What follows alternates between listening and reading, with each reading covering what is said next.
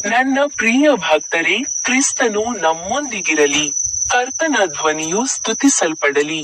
ನಾನು ಅರುಣ್ ಪಿಎಸ್ ಮಡ್ಕಿ. ನಿಮ್ಮೆಲ್ಲರಿಗೂ ಶುಭಾಶಯಗಳು.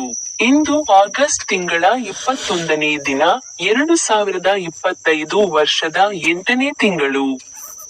ಜಾರ್ಖಂಡ್ ರಾಜ್ಯದ ಪಲಾಮು ಜಿಲ್ಲೆಯ ಕುಂಡ್ಪಾನಿ ಗ್ರಾಮದ 10ನೇ ದಿನದಂದು, ಮುಂಜಾನೆ ಸೂರ್ಯನ ಬೆಳಕಿನಲ್ಲಿ ನಿಂತು, ಒಣಗಿದ ದಟ್ಟವಾದ ಮರಗಳ ಬಳಿಯ ಮರದ ಮುಂದೆ ಜನಸಮೂಹವನ್ನು ಸೇರಿಕೊಂಡಿದ್ದೇನೆ. ಬೈಬಲ್ನಿಂದ ಅವರ ಒಂದು ವಚನದ ಕುರಿತು ಮಾತನಾಡಿ. ಹೋಸಿಯ ಅವರ ಪುಸ್ತಕ, ಅಧ್ಯಾಯ 14ರಲ್ಲಿ, ಪದ್ಯ ಸಂಖ್ಯೆ 9ರಲ್ಲಿ, ಮಾತನಾಡಿ. ಜ್ಞಾನಿಯು ಇವುಗಳನ್ನು ಅರ್ಥಮಾಡಿಕೊಳ್ಳುವನು. ಕೌಶಲ್ಯವುಳ್ಳವನು ಅವುಗಳನ್ನು ಅರ್ಥಮಾಡಿಕೊಳ್ಳಲು ಸಾಧ್ಯವಾಗುತ್ತದೆ. ಏಕೆಂದರೆ ಕರ್ತನ ಮಾರ್ಗಗಳು ಸರಿಯಾಗಿವೆ, ಮತ್ತು ನೀತಿವಂತರು ಅವುಗಳಲ್ಲಿ ನಡೆಯುತ್ತಾರೆ. ಆದರೆ ಪಾಪಿಗಳು ಅವುಗಳಲ್ಲಿ ಎಡವಿ ಬೀಳುತ್ತಾರೆ. ನಿಮ್ಮೆಲ್ಲರಿಗೂ ಶುಭಾಶಯಗಳು.